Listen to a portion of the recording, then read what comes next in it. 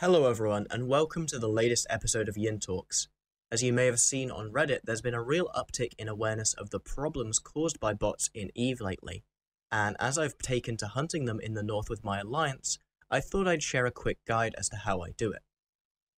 Unfortunately, due to how well these bots are programmed, catching them the same way you would a normal player isn't really possible.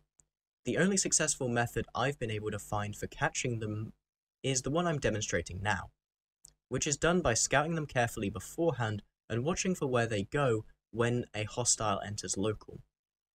In this case, the bots I'm hunting all warp to the same pos the tick you enter local. After figuring out which pos specifically, I logged Jin off in a hyper-rigged saber around 100 kilometers off their pos in the direction of the anomalies where I assumed they'd be ratting in for about an hour, before finally executing on my trap and logging Jin on and immediately bubbling after I landed out of the log-on warp.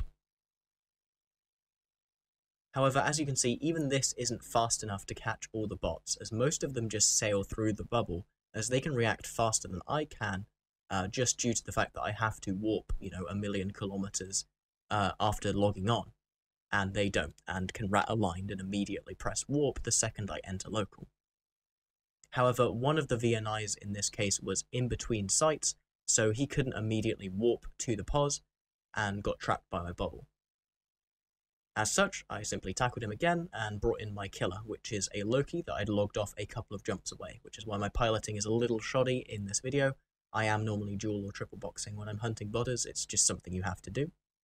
From here, it's just a case of finishing him off, which takes a while as he does have a significant amount of tank. But, he's not fighting back, he's just going to sit there and die, basically. The reason why I'm sharing this, however, is that this is a very repeatable tactic, as it exploits the bot logic that a player entering a system must have done so via a gate, as it can't read, descan, and see a saber setting up on a pos to trap, the ship.